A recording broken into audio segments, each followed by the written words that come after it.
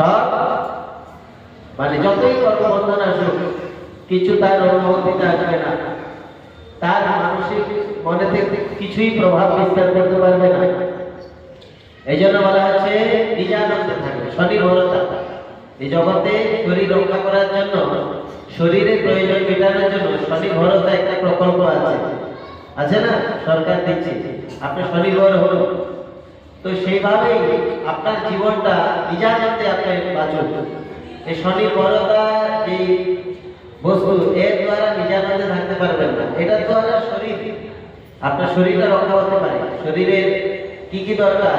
শরীরের জন্য অন্ন, খাদ্য যেটা বলা হয়, বাসস্থান, শিক্ষা, বস্ত্র, এইসব কিছু। তো এগুলাই স্বনির্ভরতা মানে শরীরের রক্ষার জন্য।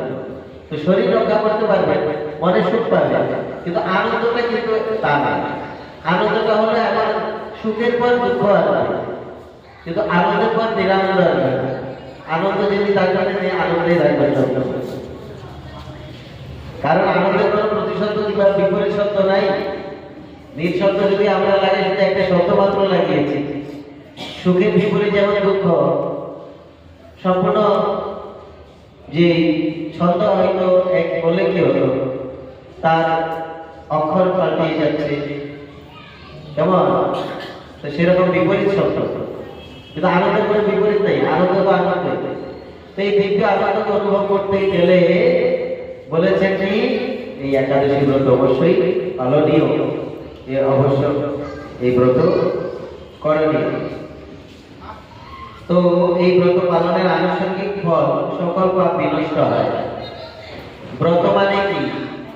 শাস্ত্রের ব্রত শব্দের অর্থ বলেছে প্রতিজ্ঞা।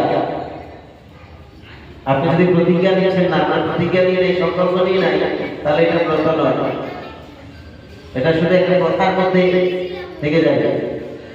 ব্রতের মূল বিষয় কি? প্রতিজ্ঞা। কি প্রতিজ্ঞা?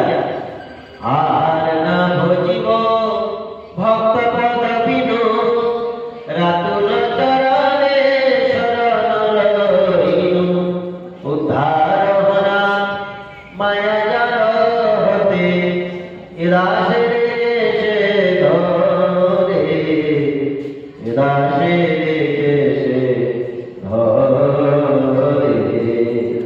এই সংকল্প এবং প্রতিজ্ঞা। আর না ভজিব ভক্ত পদ বিনু,